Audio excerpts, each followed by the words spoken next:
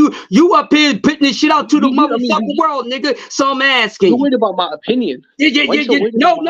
Yeah. No. Look at you. Cause you keep bringing up the purse. He's wearing a purse. He's wearing a purse. Why you worrying about that? Why you worrying about that? I ain't worrying about what you said. I'm fucking clowning you about what you said. You're crying about it. Yeah, I am. Cause you sound like a fool. You worrying about somebody dressing that man will whip your ass. So what that would make you if he a pussy and you can't beat him, that make you a pussy too, right? He'd whip your ass. You're a little bitch. Yeah. Where you live at? Where you live at, you little homo?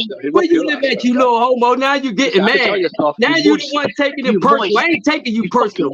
Yeah. I'm moist, and I would knock you the fuck out too, you little bitch. The fuck out. Where you live at? You over in the UK, ain't you? You overseas talking that bullshit, ain't you? And you can't even get up under my skin, you little gay ass motherfucker. Hey, Smoke, don't be having these gipper, happy dog dudes on your goddamn panel, bro. He's bad for your goddamn watches, bro. He's horrible, bro. He getting mad, calling motherfuckers bitches and pussies and all that. Look at you, man. Get up on out of here with that nonsense, man. We don't need that in boxing talk, bro. We don't need that, bro. You getting all out your feelings and all that. I'm a bitch. He's a bitch. This, that, and the other. Stop that nonsense, man. So here's the thing, right? So, for me, I'm not really like disrespecting the fighters in this way, like, but that seems to be it's a generational thing, maybe. Like these guys come on the internet and they say whatever the hell it is that they feel like saying. I don't know what kind of home training they have, but at the same time, their boxing tent is wide. I don't think. Like the guy watches fights, he follows the ins and outs of it. He's into the drama and the sensationalism. That's not I'm not into the tabloid shit, but he is. Like, it is what it is. I'm not. When it comes right down to it, as long as we can talk about it, talk about boxing, I'm with it, with all of it. Right? Like, like I don't get why you need to. I don't understand why people need to feel superior to these boxers. I don't get it. No, the only is though, and I get what you're saying though. I feel like when Method is on here, like, and he says, oh, I don't know. I feel like when they trash Haney, and I bring up the fact that he dirt Lomachenko, Tank, he's never asked for a big fight, then he just gets into a mudslinging match. Oh man! And obviously, eventually, Hell, man! Come on, man! Come on, man! Talk about something else, man. Talk about something else, because this boxing conversation right here has made me bored. Talk about something else. Yeah. Everything sounds like a goddamn repeat. Let's talk about something else. There's other fighters to talk about. There's a fight that's going on tomorrow we should be talking about. Not bashing somebody. Listen, I like this. There's an underrated fight happening tomorrow. Exactly. Let's talk about that. Between Fabio Wardley and Michael Polite Coffey. Who you like, Smoke? I like Wardley in that fight, but I think it's going to be a good one. He's a good little fighter. He came from, what is it? I think they call it like a white collar thing that they have out there where, I don't know. He just fought his way into a position, into rankings. He's on the Asian undercard. I'm 50-50 on that one. That's going to be a good one too, man. You right, Smoke. That's a sleeper match. I think that's going to be a good one. Most likely people are going to be talking about that match if they watch it. I'm 50-50 on that. I went back and watched them and everything, and I can decide one. And that's where I like my mindset to be, because I don't like for a prediction to be so easy, to be honest with you. I like for a prediction to be complicated, because if it's easy, then it takes away from, you want to have some suspense in the sport. So when you can get two guys in the ring and you really don't know who's going to win on a factual standpoint, not an opinion, you know what I mean? Because you can have your opinions, but at the end of the day, it's the facts that stand clear. Somebody's going to win, somebody's going to lose. Somebody's going to sign a contract, somebody's not going to sign a contract. Somebody's going to cheat, somebody's not going to cheat. And that's just what it is. At the end of the day, you clear that out. Let's just see a match. And this fight, it's going to be a good fight. And hopefully these guys start getting a little more notoriety, because boxing is not just about the main guys.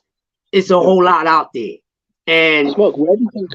What looks like to me, Fabio Wardley, he should knock this guy out. This is kind of a fight to see if he can compete at the world level. That's about it.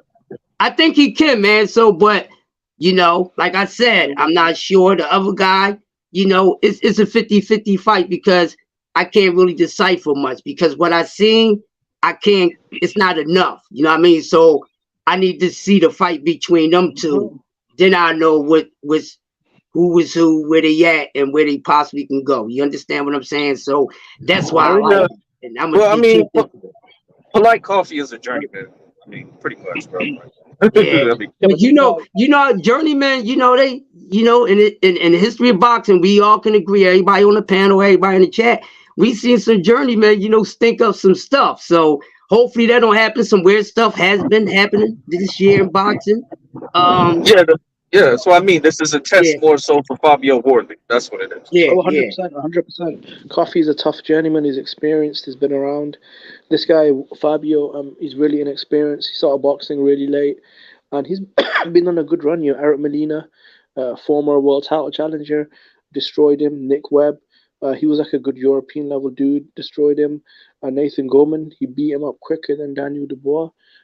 He just won the British heavyweight title. So I think he's in a good run now. He's fighting, Coffee, sort of a world. He world beat the brakes off that boy Webb, though. I seen that Webb fight. Yeah, that's good though. He beat him up pretty bad. How far? Yeah, I've liked Wardley for a few years now. I like that kid. Yeah. Just got to see a little more, but. Yeah, it's, I wasn't really tripping off Coffee. I wasn't a big fan of him, but Troy got into him and just kept pumping him up. I'm like, dude, what is your deal with this guy? But then the Rice and Coffee fight, that was like kind of the end of that one. I don't even know. Like then they talking about how Rice is good. I couldn't even believe that one. But anyway, Smoke. I just want to ask you like an interesting question. Like, what are your thoughts about this being the first non-pay-per-view Joshua's been on in nearly 8 years? This will be the first non-pay-per-view fight he's had in the UK in 8 years. Yeah. Oh, right. That's right. He said he's getting paid either way. Right. Oh yeah, he's got a contracted minimum, I think.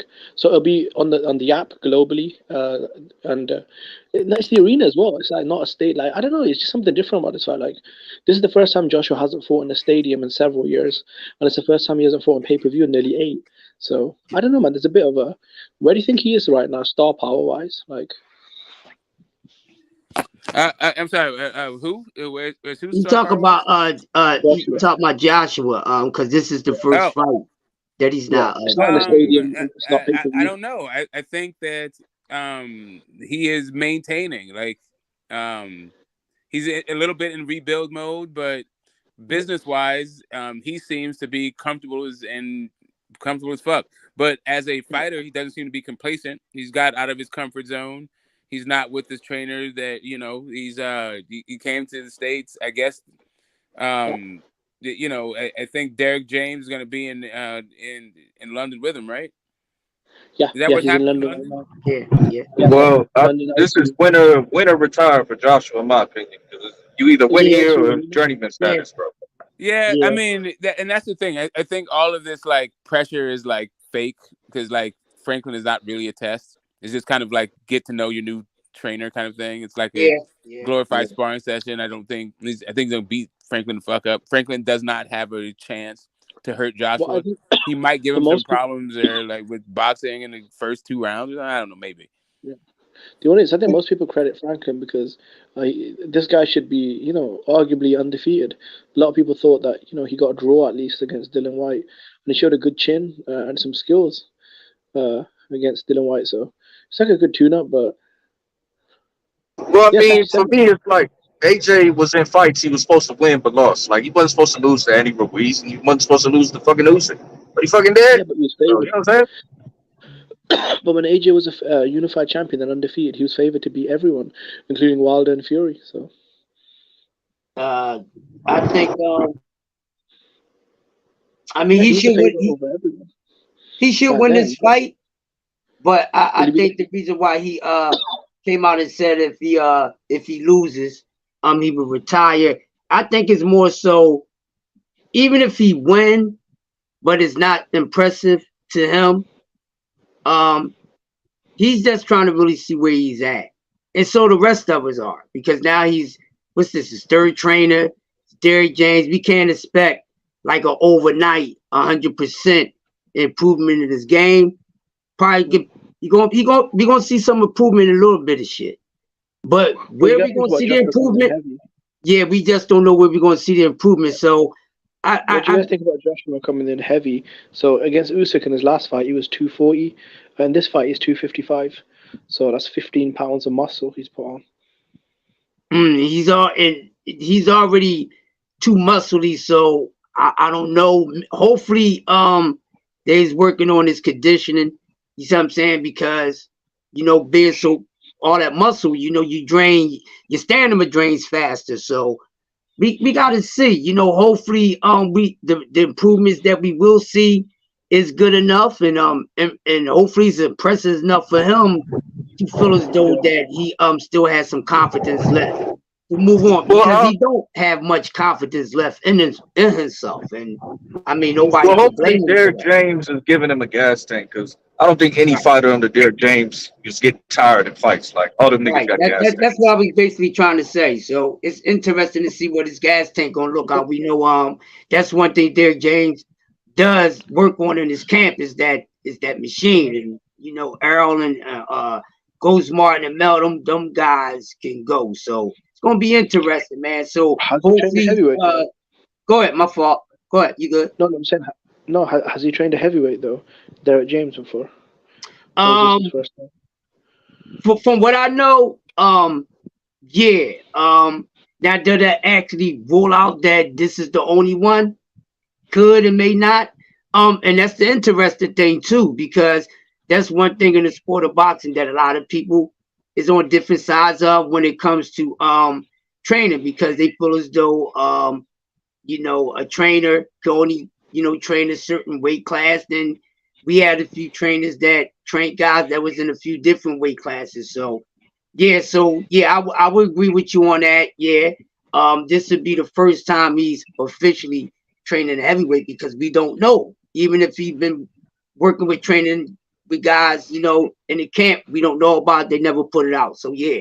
And that's going to be interesting, because it's going to see if he can. Well, you know what? Why wouldn't it work? You know why, Jimmy and everybody else? Because of the simple thing is, he was a heavyweight, and he's been training guys so far that's not heavyweight. So I think by him being a guy that was a heavyweight and having success with training guys that's in a smaller weight class, now he's training a heavyweight.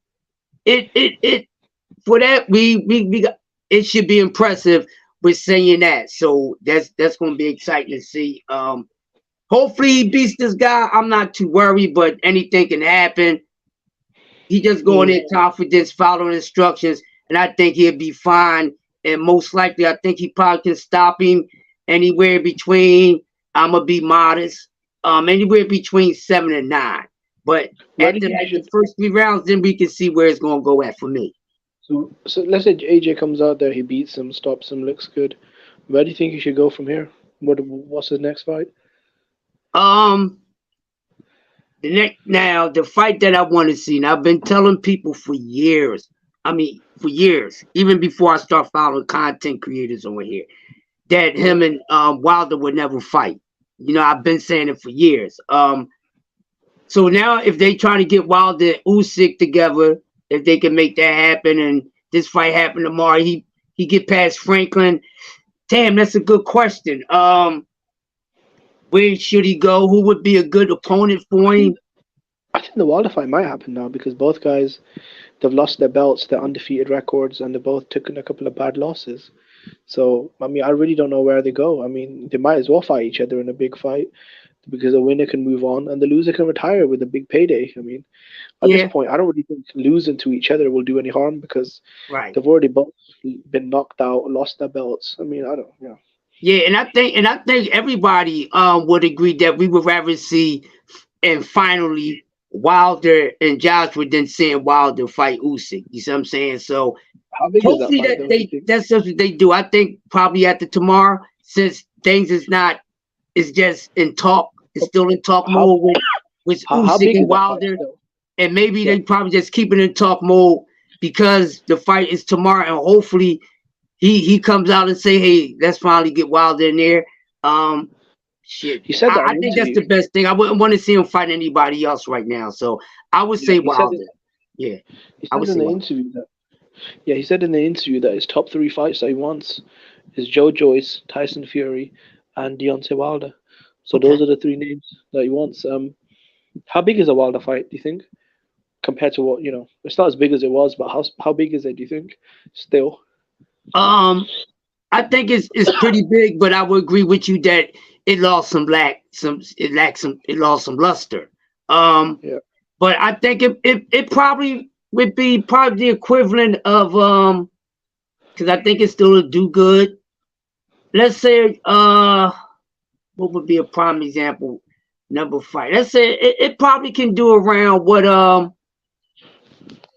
Sean Porter and Terrence Crawford did. Maybe a little under, but that's good enough. Imagine if his stock didn't drop some or whatever, then it would still probably be one of the biggest fights in pay-per-view, because they will have to pay-per-view it in the sport of boxing, because the years going by and shit like that, man, it really takes away. So that's why I'll be hoping that fights between certain guys get done sooner rather than later. I think that's an international. No. See, my thing is this: I think that's an international pay-per-view. Because that'd be pay-per-view in America, in the UK, Australia, and the zone would put it in 100 different countries probably through their app. So they'd sell out Wembley Stadium, I think, or Vegas, whichever way they want it, or maybe take it to Dubai and get one of those crazy $100 million site fees or whatever. I think it'd do very well. I think it'd do good. I will watch it. You know what I mean? Yeah. And like you said, they both have losses. They still trying to get back. So yeah, I'd rather see that. I think they should make that happen, and hopefully that's what Joshua wants after tomorrow's victory.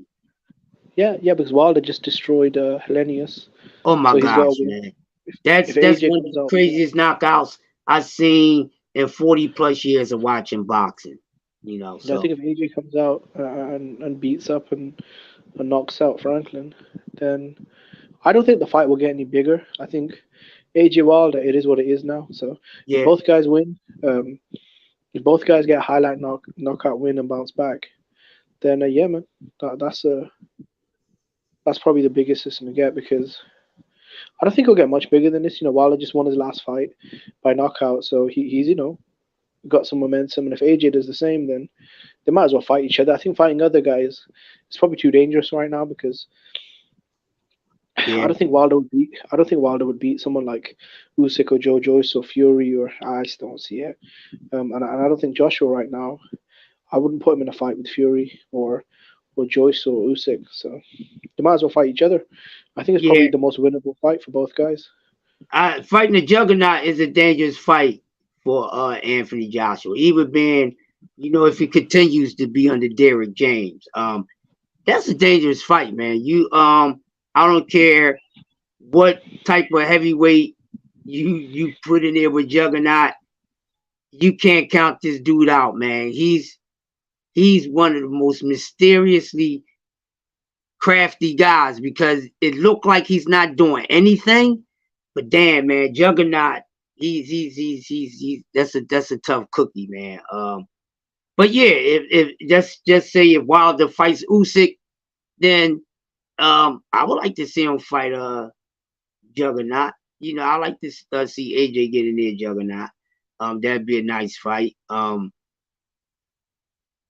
still being under Derrick James, and we know how he prepped his fighters. Let's see if being educatedly aggressive and having that high guard, parrying defense and everything would do against Joe Joyce. How much would he be willing to take to get to the body? We know that's something that Derrick James work on with all his fighters, is going to the body. That would be interesting, because he's gonna have to take chances to get in there. So that's an interesting fight. So it's a couple good matches for both of those guys either way. But we know most people's gonna go with the popularity narrative, popularity way of who they want to see. Bert, give me 10 minutes. I'll be right down there, sis. So, all right, cool. Yeah. So yeah, I would want to see it. Yeah. So we got We got some fights tomorrow, so we'll see what's gonna happen. But let me see what next weekend Shakur fight. The Shakur fight with Yoshino, if I'm correct, is next weekend. He's going to get past Yoshino. And let's see what happens with Shakur after that. I mean, until we know what both guys is going to do after their fights, Tank and Dev, once they handle their business with Crying Ryan and Lomachenko, depending on what's next, then I think Shakur should fight Frank Martin next. I think that's the most logical matchup, because by Shakur just getting to 35 and really just, getting to the weight class last because he, so late because he spent too much time at 126. He got to catch up, and we want to see him in that mix too. So need to catch up, and I think fighting Ghost Martin is good enough for me after fighting Yoshino. It ain't too many fights we need to see Shakur have at 135, unless he decides to stay down there and try to go for undisputed once Dev leave the division at the end of the year. We'll see what happens, man. But I don't think he's that's my opinion. I don't know if he's going to be able to do that, or if he does, it's going to be hard because he's already still a weight class behind. He should already be on his way out of 135 into 140, but depends on how much wear and tear, the discipline that he must have to maintain 135, for a certain amount of time to try to become undisputed. That's going to take some time. So meaning, it's not like you're going to get in there and get these fights back to back. It's not like back in the day when fighters was fighting, 2 or 3 times a fucking month, So we got to see, man. That's all I got, Smoke. Where you at, brother?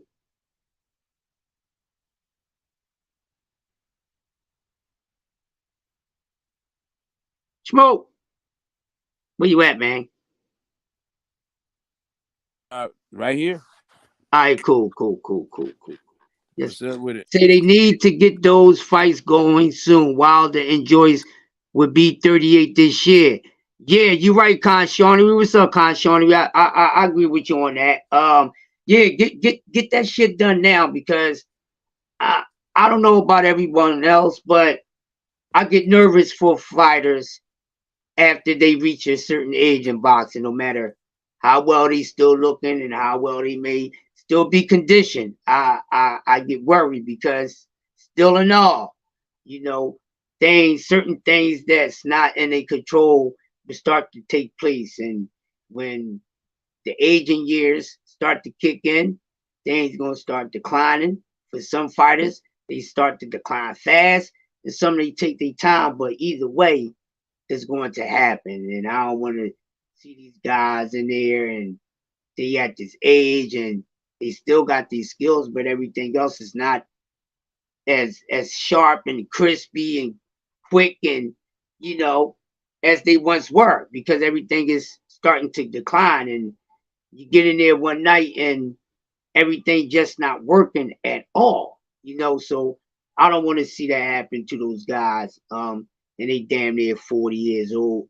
I think for me, 36, is a good age for me. But if guys are still around after 36, 36 plus, hopefully they out by, end of the late 30s and going in 40. I really get worried because things can happen and it's a dangerous sport. So, right, they need to get that going on now.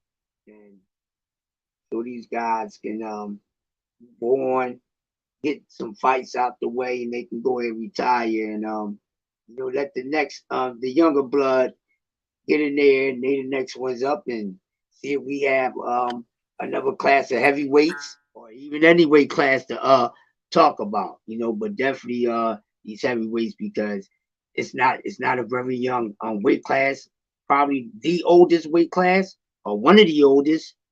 I would have to go back and look at some stuff, but yeah, hurry up, get these things done with these guys, and we move on from there.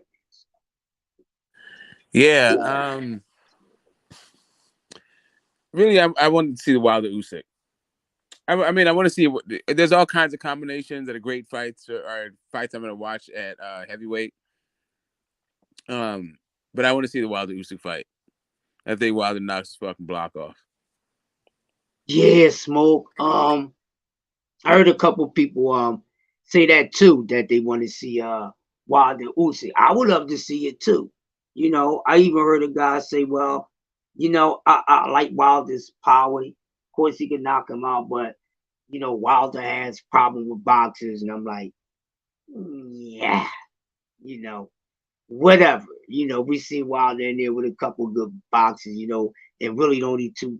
The best two top boxers, in my opinion, for our skill wise, at heavyweight is King Kong and Tyson Fury, and then you got a couple guys that's okay. They might be more of punchers, boxers more so than a boxer puncher, but they, far as actual boxers, they the two guys up there. He fought him and he had success, no matter when loss, he had success. So I would love to see that if Usyk is able to use his skills and the little dirty, little sneaky tactics that he like to throw in there, because he a little dirty. Been watching that dude since he was a cruiserweight, and yeah, I would love to see Wilder. What Usyk dirty? Really? What do you see? I seen him do little slick stuff. Like, he not dirty, but I seen him use a little dirty tactic here and there. You see what I'm saying? And may I respectfully say, Smoke, he probably would have to use a little, Yeah, he's gonna have to know it. That's one of the reasons why I think he'll get his ass whooped against Fury. Yeah. That dirty boxing shit. That Fury is an expert. He's better than everybody at it at heavyweight. Yeah. I agree with that. I would go to the war zone with anybody when it comes to that. Ain't nobody beating that motherfucker no straight up fighting. That motherfucker, man, listen, you got that, But yeah, let's see Usyk and Wilder, man. Let's see it. Yeah, I think that's straight right. They know what time it is. I don't think they're gonna make the fight. Yeah, that's what I'm thinking too, man. My question is, who's interested? Who's willing to get in there with Wilder? Now I know, when Wilder first announced that he was coming back and the fight was about to get made with old boy, I remember Juggernaut saying that he would like to fight him or whatever. So get in there with him. Oh, I love to see that too. Get Usyk out the way, then fight Juggernaut. There's a few that I wouldn't mind seeing, but that's the one, right? I want to see the Ruiz fight is one I'd like to see. AJ, I'd like to see that one. White, I'd like to see that one. Juggernaut, I'd like to see that one. But yeah, Usyk is the one that I'd be like, oh yeah. Yeah, I'm calling people up. We're having a fight party for this. This is gonna be good. Hell yeah, man. All content creators, man, do a motherfucking call a fight shit, man. Cause that's gonna be a nice fight, man. Make that happen. I think since us as content creators and people that support the channels, we are boxing. We are the ones that's making it and keeping it alive because we do such a great job. Way better than old media. It is what it is. That's why they be tuning in and watching. We, far as the boxers, they giving us more interviews than they giving old media. So great job by everybody that's keeping the sport of boxing alive with the content and energy that everybody's bringing. I didn't get your thoughts on the actual topic of the stream, and I'd love to get your perspective. What do you think? Like, let's say that Tio gets the Taylor fight and wins, right? Right. And let's say Tank knocks out Ryan, and let's say that Devin beats Loma. You got the. I think after that happens, most of the boxing public gonna want to see like Devin fight either probably just Tank, right? But if he doesn't fight Tank, they're probably want to see him fight Teofimo Lopez, in a championship match. Even if they don't want to see it, I think they'd be happy with that fight. What does that mean for Shakur and his aspirations for being another star? If Devin fights, beats Loma and then like fights either Tank or like Tio, like where does that leave him? Do you think he can can he catch up to the other guys or? That's a good question. I think I was speaking on it a second ago, but in more detail, where it leaves Shakur, where exactly where he at right now, he's behind. He's actually behind. And like I said, I don't know what his decision is for 135, but we know that he can't spend that much time there. So, like you said, if Tank beat Ryan and they'll take care of Loma and Tio beat Taylor, well, the only thing would be best for him is Tank Davis because Ryan Garcia he'd be out the way, he'd be going to 40, but he's gonna have to wait to get a shot. Yeah, but isn't everyone gonna be like all right? So the other part of it is not only if they win, but let's say both of those they do decent numbers. Like let's say Tank does great numbers, like he's projected to do with Ryan, and Devin and Loma do solid numbers, which is probably a reasonable expectation, right? And then Tio captures another title up there, like Shakur, and Shakur is fighting like nobody Japanese guy, 31 years old. Right.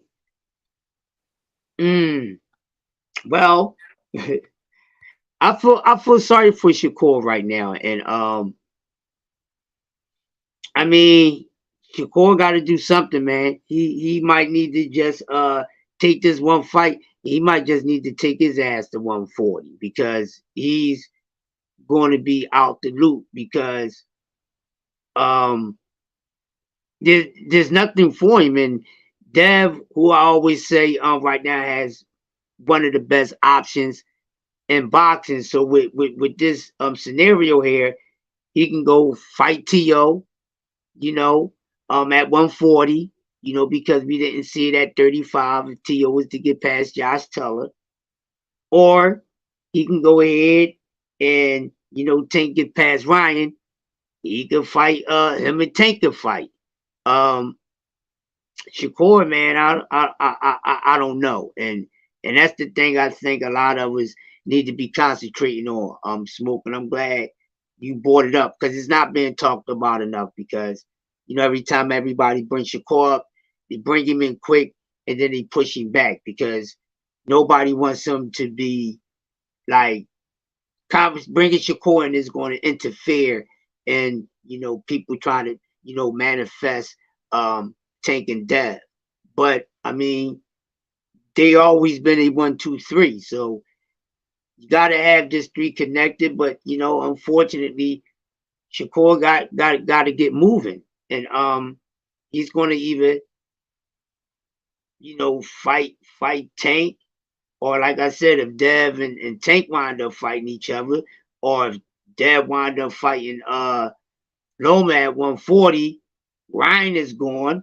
Are we going to want to see Ryan fight Shakur Stevenson at the Tank do what he going to do to him? Because Tank is going to beat Ryan Garcia.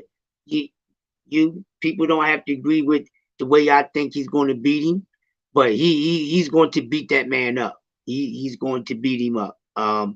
And this is no hate to Ryan Garcia, and I don't like him. I don't like his energy at all. I'm being honest, And Tank is going to beat him, and he gonna cry, man. He gonna go cry in the car and everything. His will gonna be broken, and it took so long for him to actually get in there with somebody where we could say, okay, he's fighting somebody of some skill, or at least we know a guy that has a chance of beating him. Everybody he has fought, we knew he would beat those guys. That's just what it is.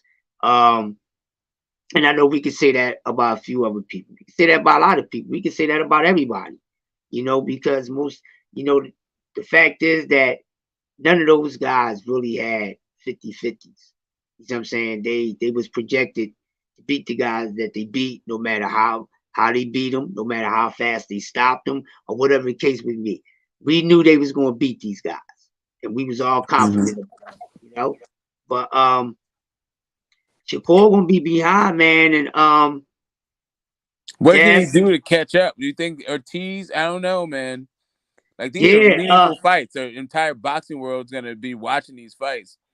Yeah, and I don't think they're gonna remember Shakur in the mix of all this Conceição and he's gonna. These guys they're not moving the needle. Yeah,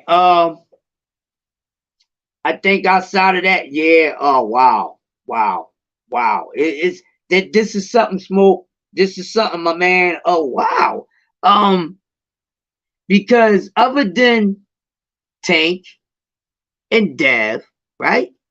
Who the fuck is really someone that's meaningful for Shakur Stevenson to fight at the fight Yoshino?